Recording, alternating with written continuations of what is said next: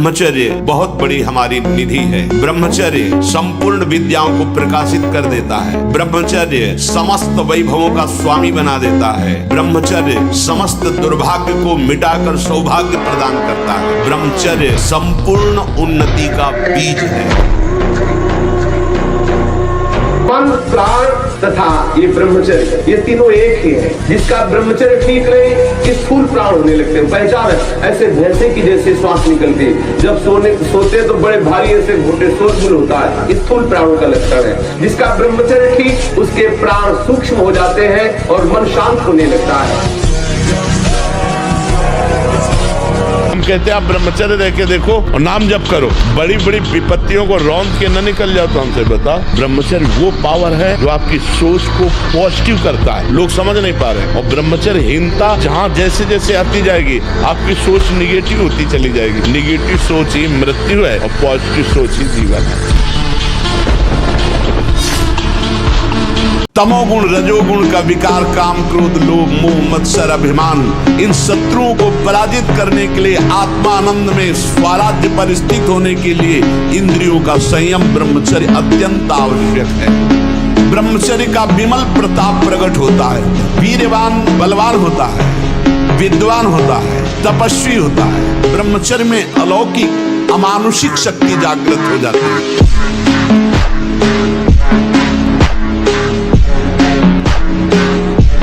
थोड़ा रोकना होगा, थोड़ा सहना होगा। उसको रोकने सहने के लिए नाम जप और आसन जरूर, क्योंकि ब्रह्मचर्य एक तपस्या है बच्चा। ये कोई साधारण तो है नहीं तो सब कोई रह लेता। सात्विक भोजन, कब्ज न रहना, प्राणायाम, व्यायाम, और ये पक्का समझना कि मुझे किसी भी स्थिति में ब्रह्मचर्य भंग नहीं करना।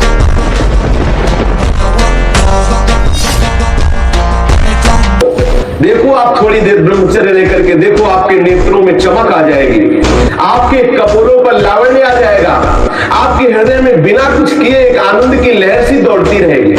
थोड़े दिन रह के देखो, 1 वर्ष ब्रह्मचर्य रहिए। अपने आप स्वाभाविक जो क्रिया होती है उस पर दृष्टि मत डालिए। आप अपने संकल्प से कोई गलत कार्य मत कीजिए और ब्रह्मचर्य रहिए, तो आपको आनंद का अनुभव होने लगेगा। अगर 1 वर्ष ठीक ब्रह्मचर्य रह जाए, कुसंग ना हो, तो इतना आनंद उसको अनुभव होने लगेगा, देखेगा नहीं से नारकी खेलों की तरह।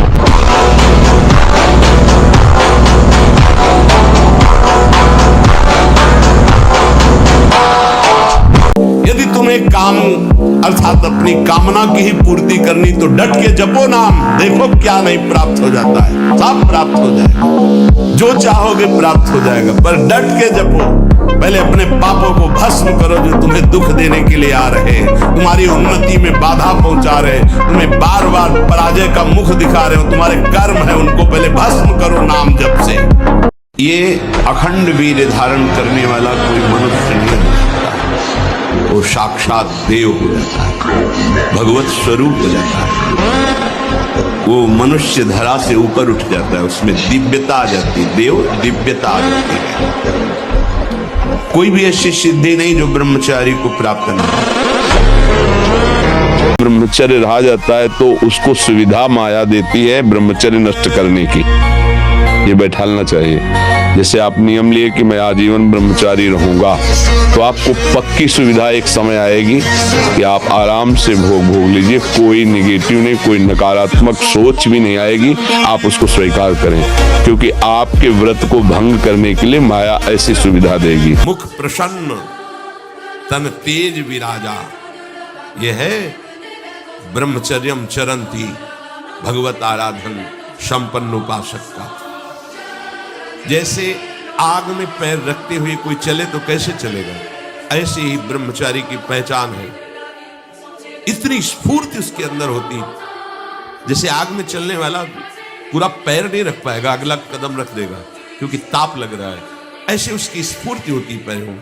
तो हम लोग कैसे फंसे हैं? हम बड़े दीनहीन मलिन छोटे छोटे विषयों के कीड़े हम बने हुए हैं। हम नहीं निकल सकते, हम तुम्हारे बिना नहीं जिसे।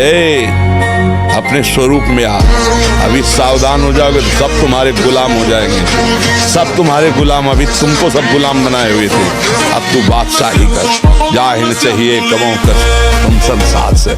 बहुत शोध की बात कह रहे हैं। जब तक ब्रह्मचर्य नहीं है ना, आप सब नाटक होता रहता है बच्चा।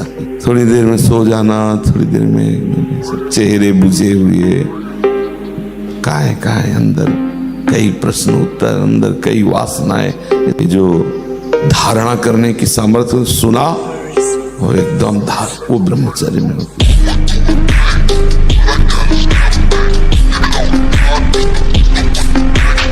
मन हमसे गलती करवा देता है तो क्या गाल में मारो, तो त्वगेंद्री पिट रही, उससे क्या होना है?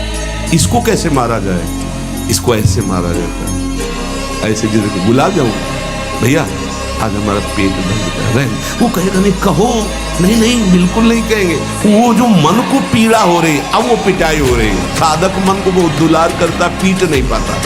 इसको पीटना सीखो, बहुत जल्दी ठीक हो जाएगा। ये कहता है आज ये देख ले, हाँ बढ़िया है, चलो चतुरासी जी शुरू करते हैं। वो कहेगा नहीं नहीं चतुरासी जी शुरू कर, उसको मारना है तो उसके विपरीत चलना पड़ेगा। मोक्ष ये ब्रह्मचर्य प्रदान करता है, ये मुक्ति दाता है।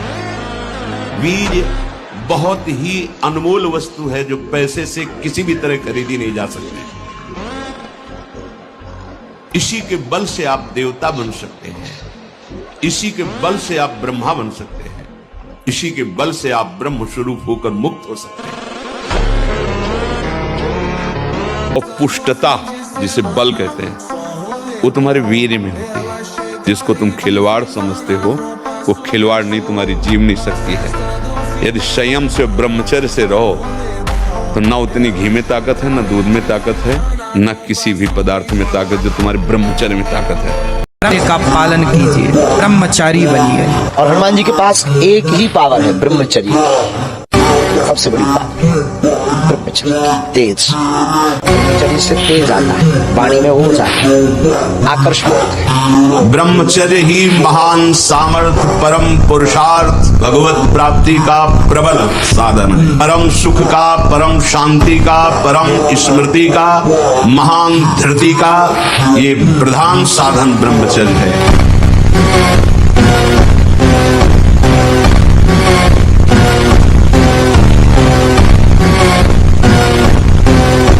अगर त्रिकाल संध्या करने वाला हो और शुद्ध यज्ञ पर धारण करके आज भी ऐसे, तो परम सत्य वैसे हो जाएगा जैसे ऋषि मुनियों के हिसाब से होता, वैसे ही बिल्कुल अक्षरशः, अंतर नहीं। अब एक साल ब्रह्मचर्य रह कर देखिए, नमक रोटी खाइए आप, और आपसे अगर कोई हाथ मिला ले तो उनसे बात करना। एक साल केवल आप ब्रह्मचर्य रहिए, व्यायाम संयम से रहिए, और आपसे कोई हाथ मिला ले तो बताओ, चाहे टेढ़ा को आप उठा के पटक देंगे, क्योंकि ब्रह्मचर्य का बल है। अगर आप 5 वर्ष ब्रह्मचर्य रहे केवल इसलिए कि जो हमारी संतान हो वो बहुत देशभक्त, हरिभक्त, बलवान, विद्वान, ज्ञानवान हो, और आप नियम से दोनों भजन करो, और 5 वर्ष बाद गर्भाधारण करके संतान उत्पत्ति के शास्त्र सिद्धांत अगर वो महापुरुष न पैदा हो तो बता। ब्रह्मचर्य का पालन करो। उपासक जो ब्रह्मचारी होता है उसका खिला हुआ चेहरा रहता है, जैसे कमल खिला हुआ, बिना किसी कारण के उसकी मुख मुद्रा में प्रसन्नता होती है। मुख प्रसन्न, तन तेज विराजा। जैसे आग में पैर रखते हुए कोई चले तो कैसे चलेगा, ऐसे ही ब्रह्मचारी की पहचान है। इतनी स्फूर्ति उसके अंदर होती है।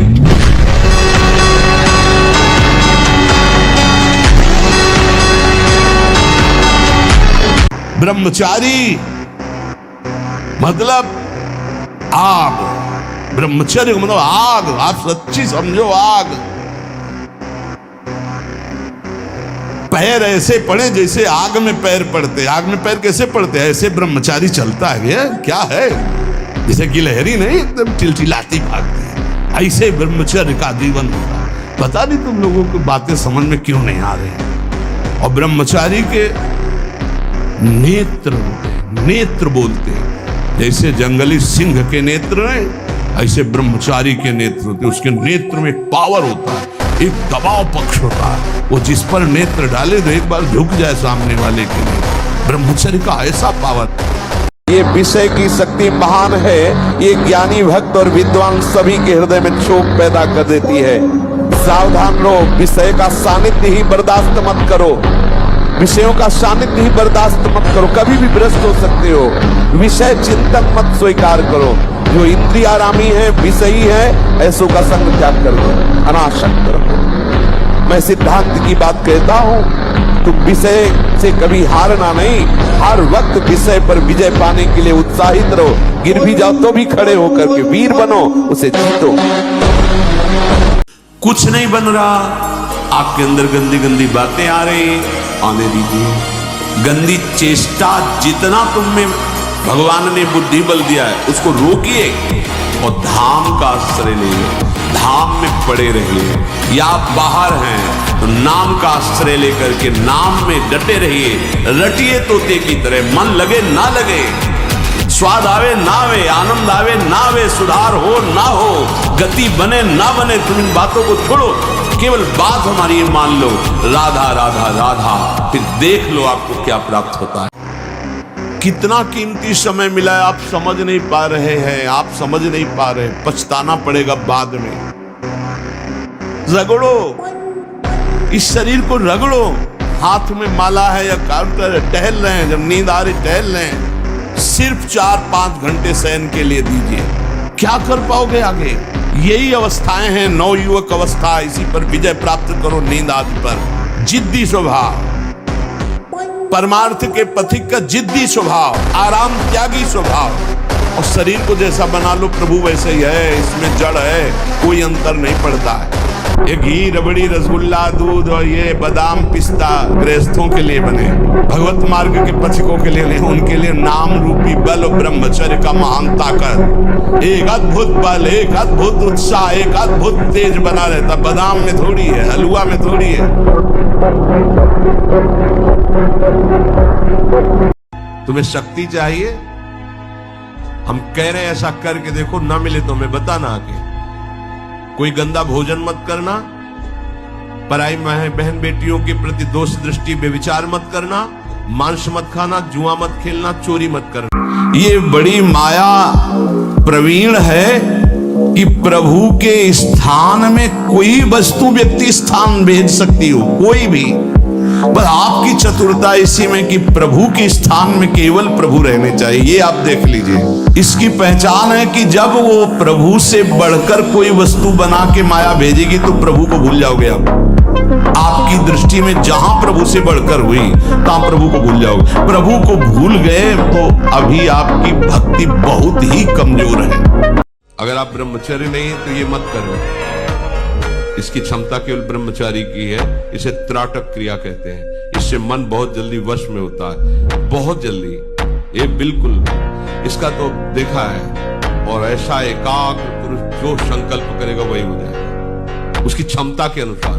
हाँ, जब मन तुम्हें निराश करे, तुझ जैसे को कहां भगवत प्राप्ति होगी, तो उसी समय कहो तेरे कारण ये सोच है, तू मुझे दबा रहा है, मेरे को तो भगवत प्राप्ति होगी। अगर तू ज्यादा करेगा तेरे को नरक प्राप्ति होगी।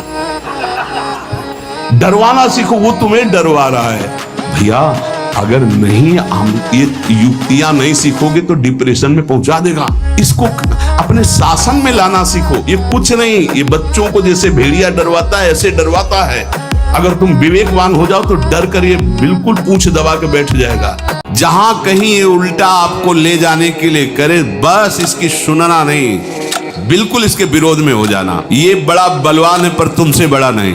पर ध्यान रखना, ये बहुत चतुर है। ये कभी डरवाएगा तुमको, फिर अपने अधीन करेगा। कभी फुसलाएगा, कभी लालच देगा, कभी बड़े सुख का प्रलोभन देगा। परंतु तुम इसके धोखे में मत आना। भूलकर इसका विश्वास न करना।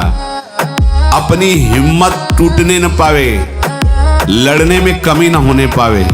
जो हमारे इष्ट और गुरुदेव की कृपा से आध्यात्मिक उन्नति हो रही, उसे कभी ना बोले। ध्यान रखना, नहीं वहीं रुक जाएगी, बंद हो जाएगी। आपको स्वप्न में अच्छे स्वप्न आ रहे हैं, दिन में कोई अनुभूतियां हो रही, गुरु कृपा प्राप्त हो रही है, आपको प्रियता मिल रही है, भागवतिक आंतरिक उन्नति हो रही, बिल्कुल गुप्त, कुछ नहीं बोलना। बोले नहीं गुरु से तो बोल दे। क्यों? गुरु अल्पज्ञ है क्या?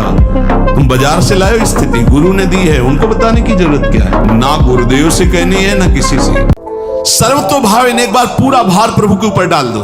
आप देख लो कदम कदम पे प्रभु तुम्हें दिखाई देंगे कि कैसे वो रक्षा करते हैं, कैसे वो विधान करते हैं। छोटा सा छोटा काम अपने भक्त का करके प्रभु को सुख मिलता है। देखो सुख सिंधु प्रभु का स्वभाव, छोटे से छोटा काम अपने भक्त का करके प्रभु को सुख मिलता है। संशय मत करना इस बात पर। समय अनुकूल नहीं है, अरे ईश्वर की इच्छा नहीं है, प्रारब्ध बड़ा बलवान है, दैव बड़ा, ये सब बेकार की बातें परमार्थिक पथिक नहीं देखते।